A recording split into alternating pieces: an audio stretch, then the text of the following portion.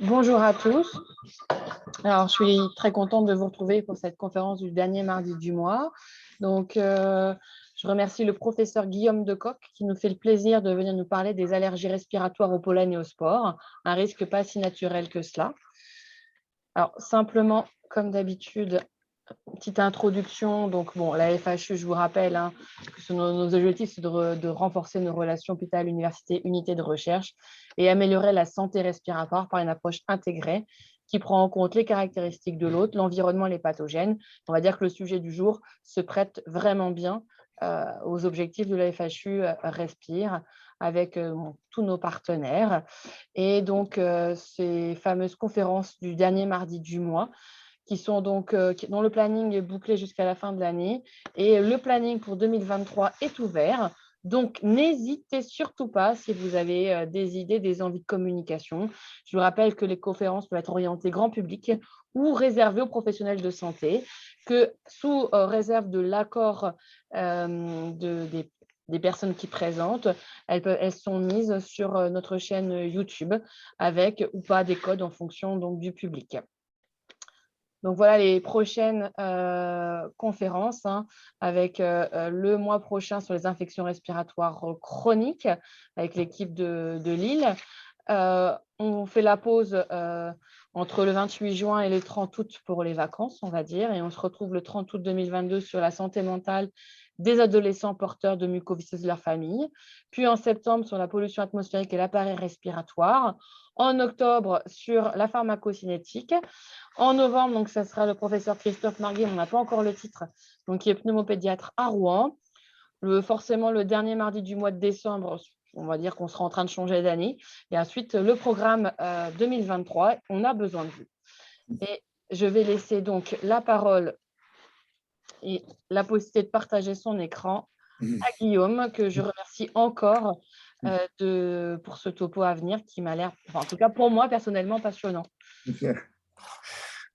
Merci Claire. Alors, je vais essayer de partager. Ça doit être bon. C'est bon. Ça doit se voir. Ouais, c'est parfait. Très bien, merci de me donner la possibilité de parler un petit peu d'un sujet qui est à la frontière entre la pathologie et l'écologie, on va dire, donc sur les allergies respiratoires au pollen et au sport, parce qu'on englobe souvent les sports parmi les pollens, mais on va voir que c'est un petit peu différent. Et puis, je dirais quelques mots sur l'amplification en fait, de certains risques par eh bien, des facteurs qui sont liés aux activités humaines. Alors, pour commencer, ça sera mon introduction. Je vais faire un petit peu d'histoire de l'évolution, juste pour planter le décor. Voilà un petit peu une frise qui représente l'histoire de l'évolution, donc qui a démarré, vous le savez, depuis l'apparition de la vie, un petit peu plus presque 3 milliards, un peu plus de 3,8 milliards d'années. Parmi les événements notables, il y a l'apparition des champignons, donc les champignons qui sont précisément des organismes qui se reproduisent par des spores et qui étaient là bien avant les plantes, puisque les plantes, vous voyez, elles apparaissent ici beaucoup plus tard, il y a à peu près 400 millions d'années pour arrondir. Les premières plantes terrestres qui ont d'ailleurs conquis les terres émergées grâce à une association symbiotique avec les champignons. S'il n'y avait pas eu les champignons avant, les algues ne seraient jamais sorties de l'eau et ne seraient jamais arrivées sur la terre ferme. Ces premières plantes terrestres, ce sont des plantes qui se reproduisent elles-mêmes par des spores. Alors les descendants modernes, c'est ce qu'on appelle les mousses, les fougères par exemple, qui continuent à se reproduire comme leurs ancêtres aquatiques par des spores. Et puis, beaucoup plus tard dans l'histoire de l'évolution, apparaissent les plantes à pollen. Donc, les pollens, c'est une invention récente qui permet de s'affranchir de l'eau finalement pour la reproduction et qui qui a son apogée au Carbonifère. Et les descendants actuels de ces premières plantes à pollen, c'est ce qu'on appelle les conifères, de manière générale. Et puis, alors arrive un événement, c'est la fragmentation du continent unique, la fragmentation de la Pangée, et c'est important puisque à partir de là, eh bien, toute l'histoire de l'évolution va se faire de manière assez séparée sur les différentes masses continentales. Et c'est dans ce contexte qu'apparaissent les premières plantes à fleurs, donc l'invention de la fleur, qui est quelque chose de très récent, qui date du Crétacé, et donc qui sont toujours des végétaux se reproduisant par des pollens. Et dans tout ça, eh bien, l'homme arrive beaucoup plus tard. Donc tout ça pour dire que l'homme a évolué dans un environnement où étaient déjà présents les champignons, les plantes à spores, les plantes à pollen, à fleurs ou sans fleurs. Voilà, alors à partir de là, rentrons dans le vif du sujet. Les allergies respiratoires au pollen, c'est ce qu'on appelle de manière assez fréquente le rhume des foins. Donc quand les foins enrhument, alors de quoi parle-t-on exactement? On parle en fait d'une allergie respiratoire où l'allergène, ce sont les grains de pollen ou les spores, et on parle, le terme scientifique consacré, c'est les aéropollinoses, donc pour désigner ces allergies respiratoires au pollen et aux spores. C'est ni plus ni moins qu'une réaction immunitaire, une réaction qui est anormalement exagérée, et c'est le pollen donc, ou les spores qui jouent le rôle d'allergène. Alors, c'est lié, on va le voir, à certains composés de la paroi des spores et des grains de pollen qui normalement sont bien tolérés, sauf chez une frange de la population qui est sensibilisée et qui présente une réaction immunitaire exagérée, c'est ce qu'on appelle l'hypersensibilité. Et cette hypersensibilité, elle est immédiate, elle est de type 1 dans la classification de Gell-Coombs, c'est-à-dire qu'immédiatement après avoir respiré l'allergène, les premiers symptômes apparaissent, donc les yeux larmois, on tousse, on éternue, donc toutes les manifestations finalement d'une rhinoconjonctivite allergique ici. Alors par analogie avec ce qu'on connaît avec les spores des plantes, on a exactement le même type de manifestation avec les spores de champignons, et on préfère souvent utiliser le terme d'aéromycose. Aéropollinose, c'est le pollen et les spores des plantes. Les aéromycoses, c'est les spores des champignons. Alors, apparemment, j'ai un petit souci, je n'arrive pas à passer la suivante. Je vais peut-être recommencer mon partage. Des choses qui arrivent. Voilà, est-ce que ça va mieux? Voilà, ça va mieux. Alors, les symptômes, donc, c'est ceux d'une rhinoconjonctivite allergique, c'est ça qu'on appelle vulgairement le rhume des foins, parce que le pic de survenue, c'est à l'époque de la floraison des plantes de cette grande famille botanique qu'on appelle les graminées, ou les poacées, si on utilise le terme actuel. Et donc, le pic, c'est aux alentours du mois de mai. Cette année, c'était un petit peu plus tôt parce que la floraison des graminées est particulièrement précoce. On va voir que c'est de plus en plus fréquent avec les modifications du climat. Donc, les symptômes, je vais dire, les plus basiques, c'est ceux de la rhinoconjonctivite, et on peut avoir des manifestations un petit peu plus graves, comme des crises d'asthme, voire carrément un état de mal asthmatique chez des sujets particulièrement sensibles. Alors, l'origine des pollens, en fait, c'est une partie des éléments reproducteurs de la plante. Alors là, vous avez à l'écran deux photos qui vous montrent à gauche les plantes qui n'ont pas encore inventé la fleur. C'est juste ce qu'on appelle les gymnospermes, donc, où les graines sont nues, en fait, un gymnos pour nu, donc les graines sont nues. Et à droite, une plante à fleurs, c'est les plus fréquentes des plantes, et les graminées en font partie, c'est les angiospermes, où le pollen donc, est produit dans les étamines. C'est ce qu'on voit de manière très claire en jaune ici sur la photo. Alors, je vais faire un petit détour par la botanique pour bien comprendre les choses, mais je vous rassure, ça sera juste un tout petit détour par la botanique pour bien distinguer les plantes dont on parle. Alors, les plantes à spores, qui sont plus anciennes, je vous ai dit, ce sont les mousses, ce sont les fougères, ce sont les prêles. Donc, ce sont des spores, vous voyez, de petite taille. Vous avez une photo ici qui vous montre avec l'échelle ici, qui est de 50 micromètres. Donc, on voit que c'est, en gros, selon les espèces, entre 5 et 25 micromètres de diamètre. Donc, des spores qui sont très fines, que l'on inhale très facilement et qui vont pouvoir aller se loger profondément dans l'appareil respiratoire. Les plantes à pollen sont des plantes plus modernes, d'apparition plus récente. Et donc, elles se répartissent dans deux grandes catégories. Les conifères, hein, pour faire simple. Donc, vous reconnaissez ici ce qu'on appelle vulgairement une pomme de pin, mais ça peut être une pomme de sapin, une pomme d'épicéa, une pomme d'araucaria, une pomme de séquoia, tout ce que vous voulez, et qui correspondent aux cônes femelles, donc qui ne produisent pas de pollen. Ce qui produit des pollens, c'est les cônes mâles. Donc, on est en pleine floraison hein, actuellement. Hein, beaucoup de résineux sont en pleine fleur actuellement. Enfin, en pleine fleur, pour des plantes sans fleurs, c'est un raccourci un peu hasardeux.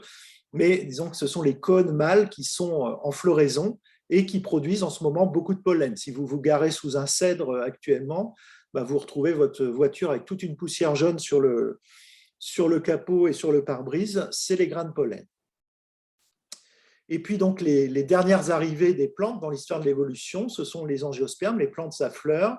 Et ici, vous voyez sur une graminée, donc en haut à droite, et en bas à gauche sur un églantier, une rose sauvage, vous voyez toutes ces étamines qui vont produire des très grandes quantités de pollen qui vont se retrouver en suspension dans l'air. Donc voilà ici des grains de pollen en microphotographie, donc avec une taille extrêmement variable, hein, de 5 microns à 250 micromètres.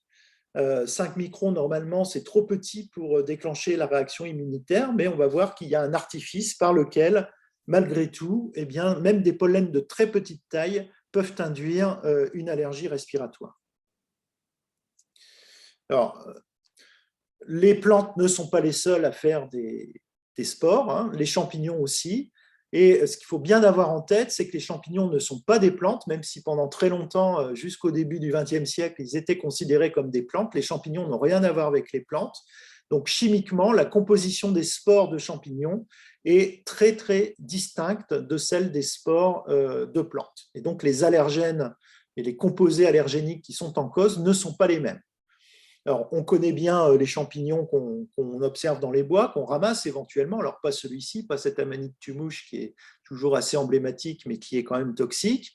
Mais à côté de ces champignons macroscopiques dont on n'observe finalement que la partie reproductrice qui sort de terre, eh bien, il y a tout ce qu'on appelle les micromycètes, c'est-à-dire les champignons microscopiques, comme par exemple les moisissures, qui, elles, sont omniprésentes dans notre environnement. On en respire des spores en permanence, des spores de très petite taille, et notamment, ça peut poser problème dans certains environnements.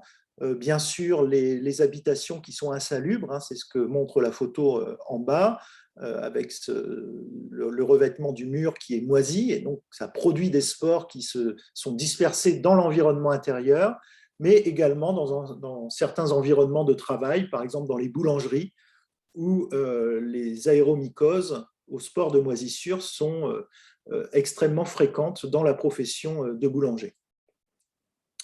Voilà, donc là aussi, des spores qui sont de très très petite taille et qui vont pouvoir rentrer très profondément dans l'appareil respiratoire. Donc voilà des photos qui vous montrent ces grains de pollen en microphotographie. Et puis, le pollen, il est dispersé par différents vecteurs, mais celui qui nous intéresse ici, qui va être le principal vecteur de pollen impliqué dans les allergies respiratoires, c'est le vent. Et donc, les plantes qui voient leur pollen dispersé par le vent, eh bien, ce sont des plantes qui produisent énormément de pollen parce que la probabilité pour que le grain de pollen atterrisse sur le pistil d'une fleur est très faible. Et donc, pour compenser cette faible probabilité, eh bien, la plante n'a d'autre choix que de produire d'immenses quantités de pollen pour maximiser ses chances d'une reproduction sexuée efficace. Même chose chez les champignons. Donc, les champignons, le vent est le principal vecteur. Il y a très, très peu de champignons pour lesquels le vecteur de dispersion n'est pas le vent. Et même chose, les quantités produites sont absolument énormes. Donc, beaucoup de plantes présentent des adaptations à ce qu'on appelle l'anémogamie, c'est-à-dire la reproduction par le vent, et vont produire de grandes quantités de pollen. C'est ce que vous montrent ces diverses photos, ces différents clichés photographiques. Et ces pollens vont avoir des compositions, notamment au niveau de leurs parois, qui sont particulières, avec beaucoup de protéines potentiellement allergisantes. Alors voilà l'anatomie d'un grain de pollen. Ce qui est important ici, c'est la paroi. Alors, la paroi, c'est une double paroi, en fait, avec une exine en position externe et une intine en position interne. Et c'est l'intine qui est composée de nombreuses protéines, d'une très grande diversité de protéines. Et ce sont souvent les protéines de l'intine qui vont être responsables des manifestations allergiques. Voilà. Alors, l'exine, elle, est constituée d'un polymère c'est un polymère extrêmement résistant, c'est la sporopollénine. C'est même le polymère le plus résistant que l'on connaisse, même à côté des polymères synthétiques. La sporopollénine est un polymère extrêmement résistant, ce qui explique qu'on retrouve des grains de pollen qui datent de millions d'années et dont on se sert d'ailleurs pour reconstituer les végétations du passé. C'est parce que justement ces grains de pollen sont extrêmement résistants et très très rémanents dans l'environnement. Alors, revenons aux aéropollinoses, à ces allergies respiratoires, pour donner quelques chiffres sur l'évolution de la fréquence de cette pathologie dans la population. En 2000, je n'ai pas pris de chiffres plus récents, mais en 2000, on avait 20% de la population européenne qui était victime de rhume des foins, donc d'une allergie respiratoire au pollen, alors que ce chiffre n'était que de 1% un siècle plus tôt. Donc, c'est un chiffre qui a considérablement augmenté tout au long du XXe siècle, en particulier dans la deuxième moitié du XXe siècle, et qui continue à augmenter. Donc, c'est vraiment l'allergie aux grains de pollen présent dans l'air que l'on respire et qui, une fois au fond de notre appareil respiratoire, va pouvoir déclencher donc cette réaction immunitaire. Le pic du mois de mai est très connu, hein, le rhume des foins, donc c'est, je le disais, normalement au mois de mai, mais depuis quelques années, ça a tendance à se décaler sur le mois d'avril, en particulier cette année, en 2022, où la floraison a été très précoce. Et c'est parce que c'est la saison de la fanaison, donc là où on coupe l'herbe pour en faire du fourrage, le faire sécher pour en faire du fourrage, c'est à ce moment-là qu'on a le pic de survenue de ces allergies respiratoires. Donc, ce fameux rhume des foins est une réaction immunitaire qui est médiée par les immunoglobulines de type E, donc qui interviennent dans l'hypersensibilité immédiate. Et c'est le grain de pollen, et plus particulièrement les protéines qui composent la paroi du grain de pollen, qui vont se comporter en antigènes. Alors, normalement, le rhume des foins, c'est une pathologie relativement bénigne, mais qui peut être quand même très invalidante, qui s'accompagne de tout, parfois une sensation d'oppression thoracique qui peut être assez angoissante pour le patient, des crises d'asthme, une sensation d'asthénie, des céphalées qui peuvent perdurer pendant plusieurs jours au moment de la saison pollinique, des œdèmes, notamment du visage, des lèvres, et une urticaire qui peut même être généralisée dans certains cas. Alors, c'est une pathologie qui apparaît en général dans le jeune âge, avant 20 ans, souvent, mais il y a bien sûr des exceptions. Alors, il n'y a pas que le pollen des graminées qui est impliqué. Quand on parle de rhume des foins, on a tendance à se focaliser sur les graminées, sur l'herbe, tout simplement, mais on va voir que de nombreux autres pollens peuvent être impliqués. Et d'ailleurs, il y a de plus en plus de pollens de plantes exotiques qui sont impliqués, j'y reviendrai. Potentiellement, en fait, ce sont tous les pollens, mais certains sont plus allergisants que d'autres. Ça dépend précisément de la composition chimique de la paroi du grain de pollen.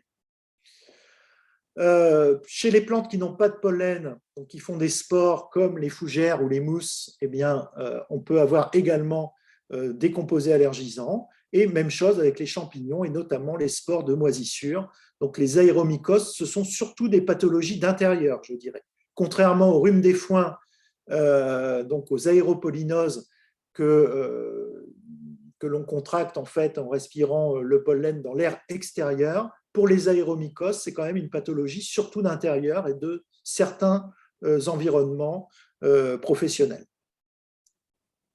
Alors, un deuxième intermède pour faire un petit peu d'histoire sur le rhume des foins, parce que c'est une pathologie qui est connue depuis très longtemps. La première description des symptômes du rhume des foins date de l'Antiquité. Hippocrate produit déjà une très belle description des symptômes du rhume des foins. Mais en fait, c'est seulement au XVIe siècle avec les travaux d'un Italien, Leonardo Botello, qui va décrire une pathologie sous le nom de fièvre des roses, parce qu'à l'époque, il impute les survenus des éternuements à répétition, de la toux et du larmoiement au parfum des roses. Pour lui, c'est le parfum des roses qui déclenche cette pathologie. On ne parle évidemment pas encore d'allergie. Et donc, il y a tout un ouvrage là qui est présenté à droite, qui est écrit, donc publié en 1564 par Botello et qui décrit cette fièvre des roses. Alors, l'essentiel des travaux qu'on peut qualifier de scientifiques et de modernes sur le rhume des foins, ils sont dus à cet Anglais, là, Charles Harrison Blakely, qui est le premier à mettre en relation la maladie avec le pollen des graminées. C'était en 1859, et en fait, c'est un petit peu fortuit. Il était lui-même une victime du rhume des foins au printemps. Chaque année, il était victime de rhume des foins. Et puis, un jour, il fait une crise chez lui, à son domicile, à l'automne, donc à une saison complètement inhabituelle. Et en fait, il relie cela à un bouquet de plantes qu'on lui a offert et qui est dans un vase et dans lequel se trouvent des graminées. Et en fait, il va être son propre cobaye puisqu'il va tester, il va respirer volontairement différentes plantes pour voir les symptômes. Et c'est comme ça qu'il découvre que c'est le pollen des graminées en particulier qui déclenche ces crises d'éternuement, ces larmoiements. Donc, il appelle ça la Catharus estivus et ça sera rebaptisé un petit peu plus tard par rhume des foins, donc hay fever, et ce qu'on traduit en français par rhume des foins ou asthme des foins à la même époque en France. Alors, maintenant, voyons comment prévenir l'aéropolynose. J'ai mis ici le portrait de Marcel Proust parce que c'était un grand allergique. Il souffrait de multiples allergies et en particulier, il était une victime de rhume des foins à tel point qu'il vivait confiné avant l'heure. Il ne sortait plus de chez lui au moment de la floraison des graminées et il présentait des symptômes vraiment très graves. Et finalement, une bonne partie de sa vie, il l'a vécu enfermé à l'intérieur chez lui. Alors, aujourd'hui, on a des moyens de ne pas en arriver là, je dirais, et de prévenir la survenue des aéropolynoses. La prévention, elle passe en fait par l'étude du contenu pollinique de l'air. Et en France, on a la chance d'avoir un réseau qui est très performant, très bien développé. C'est le réseau national de surveillance aérobiologique, le RNSA, qui dispose de capteurs de pollen. Alors, c'est la photo que vous avez au centre de la diapositive qui vous montre à quoi ressemble un capteur, donc avec un peu un dispositif qui ressemble à la queue d'un avion, qui permet à ce capteur de faire toujours face au vent dominant. Et en fait, les grains de pollen qui sont présents dans l'air vont rentrer dans une chambre à l'intérieur de laquelle il y a un cylindre rotatif sur lequel est fixé un papier collant, du scotch si vous voulez, et l'air qui arrive, donc qui est pompé, donc le courant d'air est entretenu grâce à une pompe, on voit ici en bas du dispositif, et les grains de pollen qui sont véhiculés par l'air vont venir se coller sur ce morceau de scotch, sur ce cylindre collant qui tourne à vitesse lente. Et chaque jour, donc, quelqu'un vient récupérer ce collant, ce papier autocollant, et va étudier au microscope les spores qui se sont collés dessus. Et ça permet de suivre en temps réel les fluctuations et les variations de la teneur de l'air en pollen.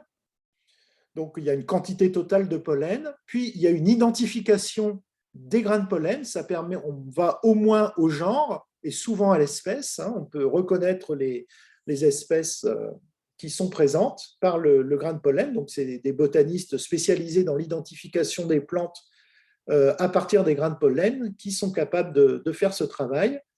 Et donc maintenant, tout est saisi par informatique et ça permet d'établir le calendrier pollinique, c'est-à-dire que jour par jour, on peut voir l'évolution de la quantité de pollen par espèce et de détecter précocement eh bien, le moment où il va y avoir un pic de pollen. Donc, par exemple, au moment de la floraison des graminées, alors les graminées, c'est très difficile de les identifier à l'espèce, donc on regarde plutôt la teneur globale en pollen de graminées.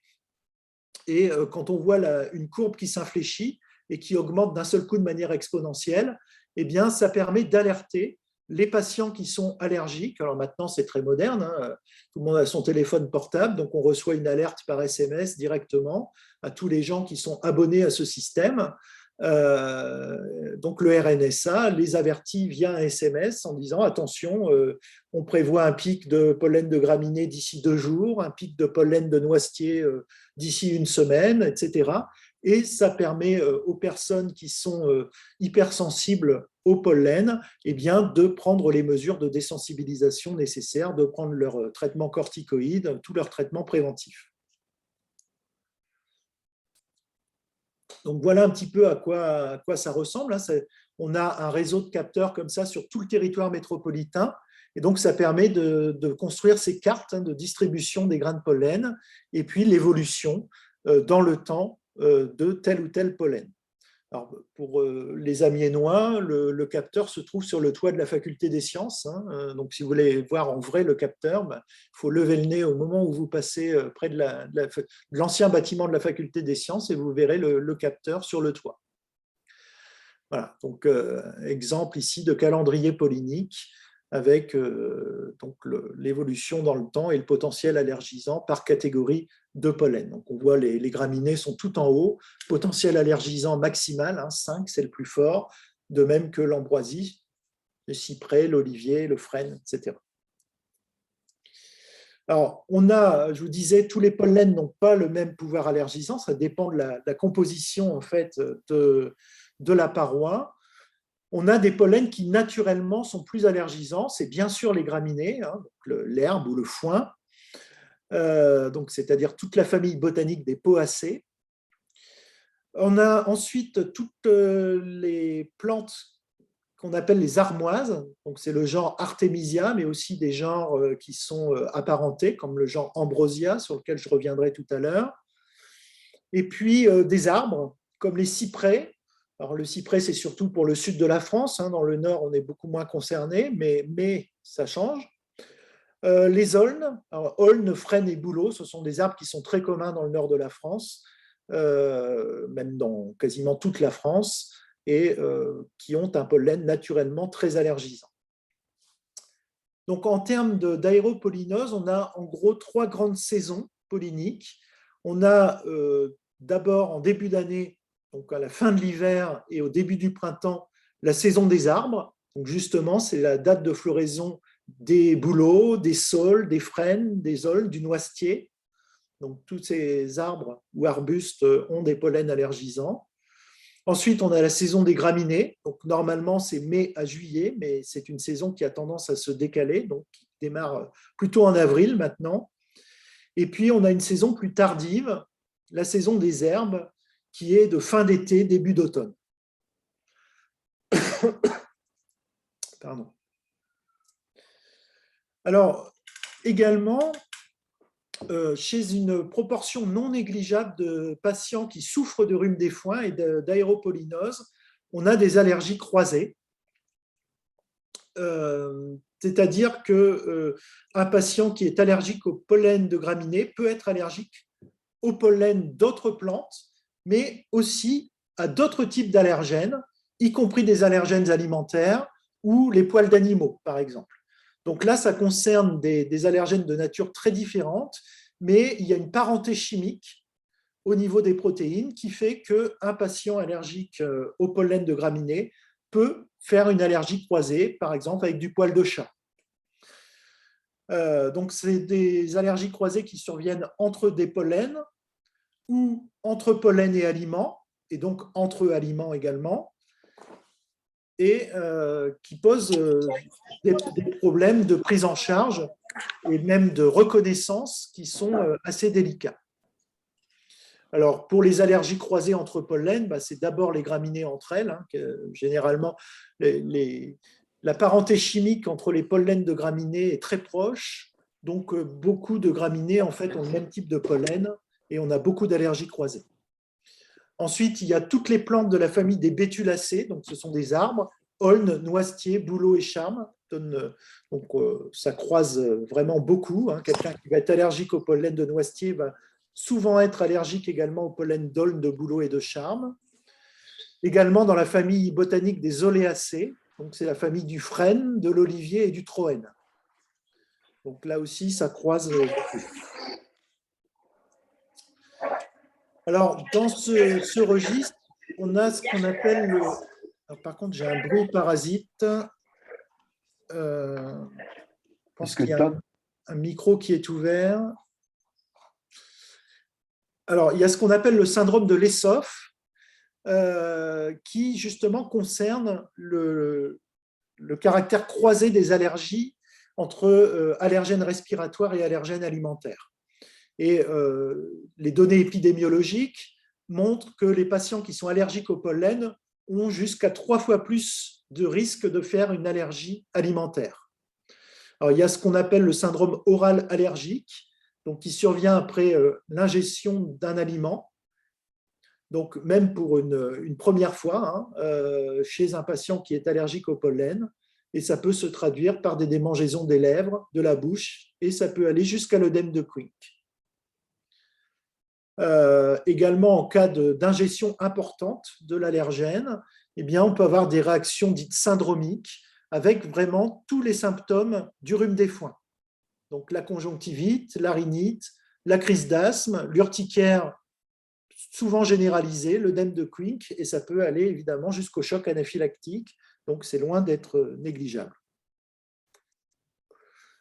Alors voilà, par exemple, un tableau très simple qui vous montre les risques d'allergie croisée. À gauche, vous avez les pollens, donc l'ambroisie sur laquelle je vais dire quelques mots, les armoises, l'aulne, le noisetier, bouleau, graminées, et à droite, dans la colonne de droite, vous avez les allergies croisées possibles, c'est-à-dire là où le risque d'allergie alimentaire est augmenté.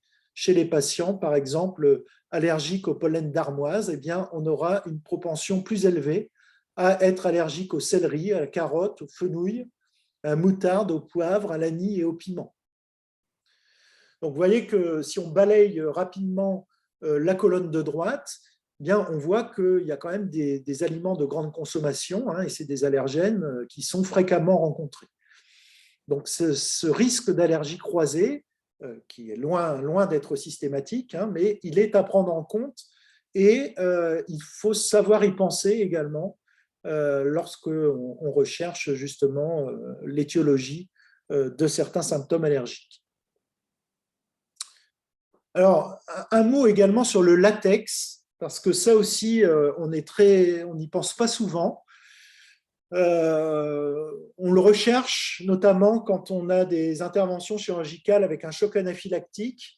Donc, on pense bien sûr d'abord aux produits anesthésiques, notamment au curare, et quelquefois, les tests diagnostiques reviennent complètement négatifs. Et on ne fait pas encore systématiquement la recherche de l'allergie au latex. Et même lors d'un premier contact avec du latex, on peut avoir un choc anaphylactique chez des patients qui sont allergiques à certains pollens ou à certains aliments, ou les deux. Donc, l'allergie au latex, elle est assez fréquente dans le milieu médical. On estime que c'est à peu près 14% des professionnels de santé qui sont touchés. Également, les patients qui ont été plusieurs fois opérés font partie de la population chez lesquels on a la plus forte incidence d'allergie au latex. Mais ça croise, l'allergie au latex croise avec notamment quatre allergènes, 4 groupes d'allergènes alimentaires, l'avocat, la banane, la châtaigne et le kiwi. Donc, qui croisent allègrement entre eux et avec le latex. Et puis après, vous avez d'autres espèces qui sont mentionnées ici, d'autres fruits et légumes, où c'est quand même nettement moins fréquent. Alors, pour terminer cette intervention, je voudrais parler maintenant du caractère naturel qu'il est de moins en moins de ce risque allergique au pollen. Ou plutôt, on va voir comment, finalement, par certaines de ces activités, l'homme peut exacerber le risque d'aéropolynose. Vous avez une petite gravure du rat des villes et du rat des champs. Pourquoi? Eh bien parce qu'aujourd'hui, l'aéropolynose est devenue même une pathologie essentiellement urbaine, et alors que la fréquence est plutôt stable en milieu rural, elle a considérablement augmenté en milieu urbain. Alors, il y a plusieurs raisons à cela, il y en a 4 principales que je vais lister ici. Qu'est-ce qui se passe en ville? Il y a d'abord le problème de la pollution atmosphérique. Les polluants atmosphériques vont intervenir de 2 façons différentes sur le risque allergique au pollen. D'abord, un certain nombre de polluants chimiques sont capables de dégrader la paroi des grains de pollen qui sont en suspension dans l'air et vont finalement démasquer les protéines de l'intine, c'est-à-dire la paroi la plus interne du grain de pollen, qui normalement est complètement recouverte par l'exine. Eh bien, l'exine est attaquée par certains polluants corrosifs comme l'ozone, qui est un oxydant extrêmement puissant, comme les oxydes d'azote, comme certaines particules acides.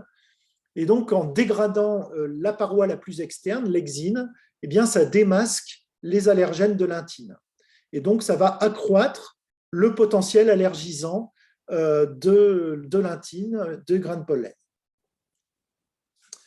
Le deuxième effet, c'est l'effet direct sur nos muqueuses respiratoires, puisque un certain nombre de polluants chimiques vont venir altérer nos muqueuses respiratoires, notamment en modifiant la perméabilité, ce qui va finalement faciliter le passage des allergènes dans la circulation générale, soit au niveau nasal, soit au niveau oculaire, soit au niveau de notre tractus respiratoire, y compris bronchique.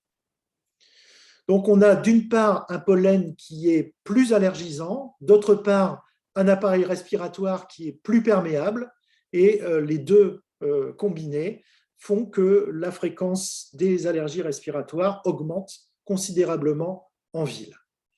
À cela s'ajoute le rôle des particules fines, ce qu'on appelle les PM10, donc dont le diamètre est inférieur à 1/10 de millimètre. C'est par exemple les particules diesel ou les suies des chauffages à bois qui vont fixer des grains de pollen, et notamment les grains de pollen de très petite taille, ceux dont je parlais tout à l'heure, de l'ordre de 5 microns ou un peu plus, qui normalement à eux seuls ne vont pas déclencher de symptomatologie allergique, mais en se fixant sur ces particules, eh bien, les pollens vont pouvoir pénétrer au plus profond de l'arbre respiratoire, et la particule fine va avoir un rôle de présentation de l'antigène, présentation de l'allergène, et faciliter donc la survenue de symptômes allergiques. À cela s'ajoute le fait que les particules fines peuvent stimuler directement la synthèse de certaines immunoglobulines, les IgE, et également des cytokines, et donc aggraver finalement les symptômes. Donc, ces risques liés à la pollution atmosphérique qui sont surtout élevés en milieu urbain, beaucoup moins en milieu rural. Le deuxième phénomène qui n'est pas complètement naturel et qui va accentuer ou augmenter la fréquence des aéropolynoses, c'est les changements climatiques. Je l'ai déjà évoqué tout à l'heure en disant que les graminées fleurissaient de plus en plus tôt en saison. Alors, il n'y a pas que les graminées, en fait, il y a beaucoup de plantes. Il y a un décalage depuis maintenant quelques années. Il est particulièrement visible depuis quelques années. Il a commencé déjà depuis un moment, mais il était relativement imperceptible. Les floraisons sont de plus en plus décalées, à savoir que beaucoup de plantes fleurissent plus tôt en saison, mais aussi elles fleurissent plus longtemps. Donc, on a d'une part des expositions aux allergènes de type pollen qui sont plus précoces, mais qui sont aussi plus longues sur l'année. Et donc, du coup, la période d'exposition, elle se décale et elle est plus longue également. Donc, on estime actuellement que la durée d'exposition au pollen, elle a augmenté de 15 jours déjà, et ça continue. Les changements climatiques ont un autre effet, c'est de permettre la migration de certaines espèces. Alors, vous entendez dans les médias que des espèces méditerranéennes migrent vers le nord. Alors, c'est particulièrement vrai pour des insectes, par exemple, parce que les insectes, ça se déplace de manière active, donc c'est rapide. Mais les plantes, même si elles vivent fixées, eh bien, elles se déplacent également. C'est beaucoup plus long. En tout cas, quand elles doivent le faire spontanément, quand elles migrent spontanément vers le nord, c'est beaucoup plus long. Mais c'est très, très visible actuellement. Et on commence à avoir des plantes qui, traditionnellement, ne passaient pas la Loire, qui ont passé la Loire et qui se retrouvent dans le nord de la France. Et certaines d'entre elles ont des pollens qui sont naturellement allergisants. Et on a une population qui est naïve par rapport à ces allergènes nouveaux, d'un nouveau type, qui apparaissent avec la migration des plantes. Voilà. Alors là aussi, c'est un phénomène qui est encore plus marqué en milieu urbain, parce qu'en milieu urbain, on a ce qu'on appelle les îlots de chaleur urbaine, et on a des plantes qui, pour l'instant, ne sont pas capables de vivre en milieu rural, parce que les hivers sont encore trop rigoureux, alors que les mêmes plantes, en ville, eh bien, elles colonisent des terrains vagues, elles colonisent des toits, des murs, et elles s'implantent parfaitement, parce que c'est devenu très rare qu'ils gèlent maintenant en ville, à cause de la chaleur urbaine, qui fait que les hivers sont beaucoup plus doux, voire plus que doux. Et puis en milieu urbain, on a aussi beaucoup de déplacements. Et vous prenez, si vous voulez vous balader, par exemple, le long d'une voie ferrée ou dans la gare de votre ville, eh bien, vous verrez que sur les voies, il y a beaucoup de plantes que vous ne reconnaissez pas, qui vous semblent inconnues, tout simplement parce qu'on a beaucoup d'espèces exotiques, entre guillemets, qui arrivent par les voies de communication, donc par les routes, par les autoroutes, par les voies ferrées, et donc dans les gares. Et donc, en milieu urbain, cette arrivée est beaucoup plus importante qu'en milieu rural. Donc, proportionnellement, on a beaucoup plus de plantes nouvelles qui arrivent en milieu urbain comparativement au milieu rural. Le troisième facteur qui vient rendre un peu moins naturel ce risque, c'est ce qu'on appelle les invasions biologiques. Comme effet collatéral de la mondialisation, on a des flux commerciaux transcontinentaux qui se sont multipliés ces dernières décennies, et on utilise allègrement des plantes exotiques comme plantes ornementales, comme pour regarnir les forêts qui sont malmenées par le changement climatique, par exemple. Et donc, on a beaucoup de plantes exotiques qui arrivent, et parmi elles, eh bien, certaines s'acclimatent parfaitement, tellement parfaitement qu'elles se mettent à proliférer de manière incontrôlable. C'est ce qu'on appelle une invasion biologique, une plante invasive. Donc, c'est une acclimatation suivie d'une prolifération absolument extraordinaire.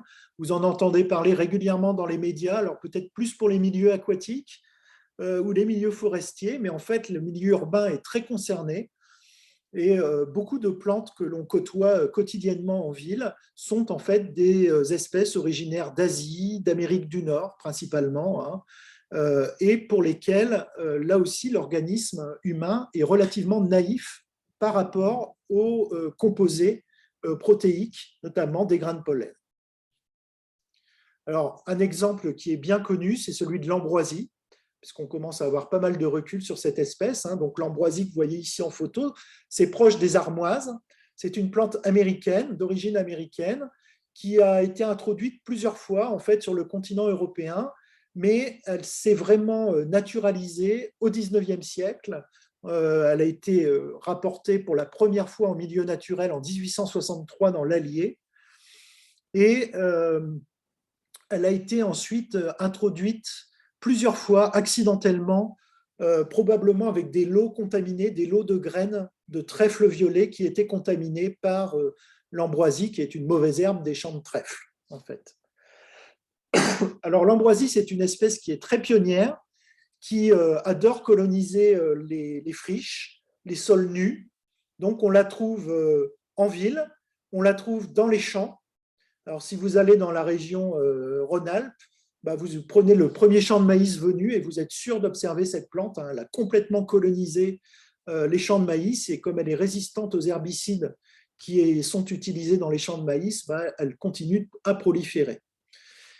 Et donc, on estime à l'heure actuelle, la fourchette est grande, hein, mais qu'entre 6 et 12% de la population est allergique au pollen d'ambroisie. Alors, l'ambroisie s'est rendue célèbre dans les années 98-99 en région Rhône-Alpes, où on a connu une véritable épidémie d'allergies respiratoires. À l'époque, c'était 100 000 personnes qui étaient concernées. Dans les capteurs polliniques, on avait des pics jusqu'à 750 grains de pollen par mètre cube d'air, alors que 3 grains suffisent pour déclencher la réaction allergique. Donc, c'était absolument énorme. Ça a provoqué à l'époque une rupture de stock de corticoïdes dans les pharmacies. On a dû déplacer des familles et l'impact économique, non seulement en jours d'arrêt de travail, mais aussi le coût de travaux d'arrachage et de tentatives d'éradication de la plante ont été absolument énormes. Évidemment, ça n'a pas servi à grand-chose, puisque aujourd'hui encore, alors on prévient mieux l'allergie à l'ambroisie, mais l'ambroisie est toujours bien présente. Elle a depuis colonisé toute la vallée de la Loire et elle fait partie de ces plantes qui passent la Loire. À Amiens, on n'en a pas encore. Par contre, en centre-ville de Lille, elle a été trouvée. Centre-ville de Reims également, elle a été trouvée. Alors, si on compare à des régions qui ont une plus longue historique de colonisation par cette espèce, comme la Hongrie, eh bien, il y a plus de 90% dans certaines régions, plus de 90% de la population qui est devenue allergique au pollen d'ambroisie. Donc, c'est vraiment une préoccupation de santé publique.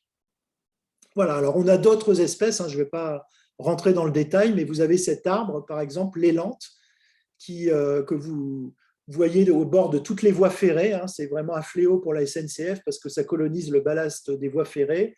Il y en a, j'en vois de ma fenêtre. Là, je suis au bureau à la fac et j'en vois de ma fenêtre, hein, de l'élante. Donc, également un pollen très allergisant, en plus d'avoir une sève qui est également allergisante. Voilà. Et puis, le dernier facteur qui vient amplifier le risque d'aéropolynose, on en parle aussi beaucoup dans les médias, c'est l'érosion de la biodiversité et notamment de la diversité de notre microbiote. Vous savez qu'il y a de plus en plus de travaux qui mettent en avant le rôle essentiel du microbiote pour nous protéger de certains risques, et notamment de risques allergiques. Et on a maintenant pas mal de travaux qui convergent vers une corrélation négative entre la diversité du microbiote et la fréquence des maladies auto-immunes et des allergies. C'est-à-dire plus le microbiote est pauvre en espèces et plus le risque de contracter une maladie auto-immune ou tout simplement une allergie est élevé. Pardon. Donc le rôle de ce qu'on appelle l'immunité acquise adaptative est essentiel. Et il y a une corrélation positive cette fois entre la diversité des antigènes auxquels on est exposé, en particulier dans le plus jeune âge, et la taille du répertoire des cellules qui sont capables de lutter contre les antigènes et contre les allergènes, notamment via les lymphocytes T et B. Et je crois que dans un exposé précédent d'un des derniers mardis du mois, cette étude finlandaise menée en Carélie a déjà été mentionnée. Donc je la reprends ici, mais cette étude qui a été menée dans les années 2010, qui comparait finalement la partie finlandaise de la Carélie à la partie russe, montrait que 30% des enfants et des adolescents du côté finlandais souffraient d'aéropolynose contre un taux voisin de 0 côté russe. Et ça a été mis en relation avec la diversité du microbiote cutané, qui est beaucoup moins diversifié côté finlandais parce que la population a des mesures d'hygiène et sanitaires beaucoup plus importantes. Et notamment dans ce microbiote cutané, c'est le rôle des gamma-protéobactéries qui est mis en avant, notamment les bactéries du genre Acinetobacter qui sont connues pour stimuler l'activité de l'interleukine 10 et qui auraient un rôle protecteur contre un certain nombre, tout un panel d'allergènes. Et donc, cette étude, qui est une étude purement descriptive, hein, épidémiologique, est quand même extrêmement intéressante pour montrer finalement le rôle des modes de vie et de l'éviction finalement de tout ce qui est sale. Hein. Côté russe, on a des populations rurales qui sont exposées à de multiples allergènes dès le plus jeune âge. Et vraiment, cette étude est très, très intéressante. Donc, voilà un petit peu pour ce tour d'horizon. Donc, pour conclure, je dirais ce qu'il faut retenir, c'est que les allergies au pollen, c'est certes un risque naturel, mais qui aujourd'hui est largement amplifié par certaines activités humaines, que c'est devenu une maladie principalement urbaine et une maladie des pays occidentaux. Dans les pays en voie de développement, l'aéropolynose est négligeable. L'incidence est extrêmement faible. On fait face à un risque et à un degré d'exposition croissant lié à nos modes de vie et lié aux modifications de notre environnement, que c'est une pathologie qui en apparence est bénigne, mais qui peut être parfois très handicapante dans la vie de tous les jours et qui peut néanmoins avoir des conséquences graves, notamment en cas d'allergie croisée, puisque ça peut aller jusqu'au choc anaphylactique. On a la chance en France d'avoir un système de prévention qui est relativement efficace, pour peu qu'on suive les recommandations, et également le risque d'allergie croisée qui ne doit pas être méconnu, y compris du praticien. Voilà. Et puis, je fais une page de publicité parce que tout ce que je viens de vous raconter, ça fera l'objet d'un chapitre dans un ouvrage qui paraîtra au premier trimestre 2023 aux éditions de Rocher, qui est un ouvrage consacré justement à l'écologie de la santé humaine. Voilà, je vous remercie pour votre attention. Merci beaucoup, c'était passionnant, Guillaume. Alors, je ne sais pas s'il y a des questions. Il y en a, il ne faut pas hésiter. Soit vous prenez la parole, soit vous levez la main. Je ne vois pas trop où on lève les mains. J'avoue que... Il n'y a pas de main levée. Ouais. J'avoue que autant je connaissais bien le microbiote pulmonaire, autant le microbiote cutané, j'ai découvert. Donc,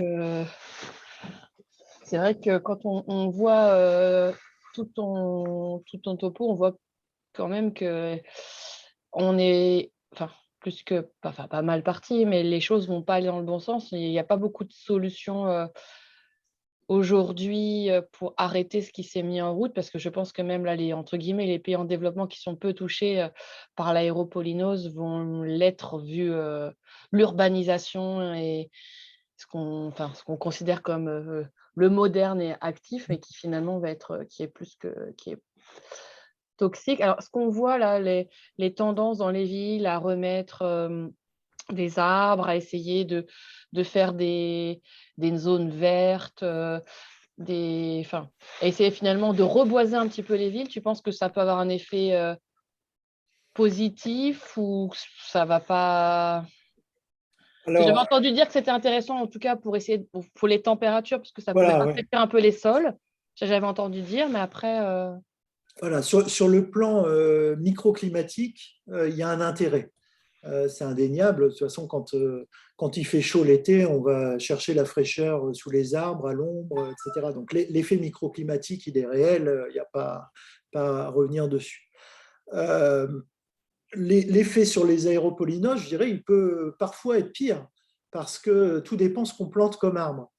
Parce que si on plante, je dis n'importe quoi, mais si on plante du chêne, du bouleau, voilà, ça, il n'y a pas grand risque. Mais malheureusement, beaucoup de villes plantent des essences exotiques qui finalement introduisent de nouveaux allergènes dans l'air que l'on respire. Et encore une fois, des allergènes vis-à-vis desquels on est naïf quand on va les rencontrer pour la première fois. Et c'est ce qui s'est produit avec l'élante. D'ailleurs, l'élante est très résistant à la pollution atmosphérique. Donc, on l'a planté un peu massivement en milieu urbain. Ce n'est pas nouveau. Ça a commencé au siècle dernier, justement, dans les zones qui étaient très polluées par l'industrie. Donc, on va chercher des essences exotiques qui sont résistantes à la pollution, mais malheureusement, les effets collatéraux, c'est que quelquefois, elles ont un pollen très allergisant auquel on n'est tout simplement pas préparé. Donc, il y a un intérêt à mettre des arbres en ville, mais il ne faut pas mettre n'importe quoi ni n'importe où.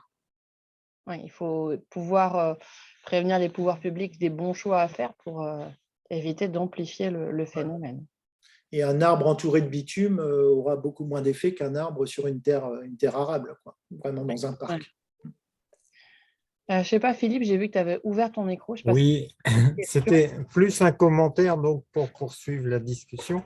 Alors, en fait, ce qui émerge des études épidémiologiques et sur les populations, comme l'étude finlandaise que vous avez décrite, c'est qu'en fait, l'exposition à un environnement riche, en particulier dans la jeune enfance, c'est la théorie des enfants nés au sein d'une ferme qui montrait bien que justement l'exposition à un environnement riche en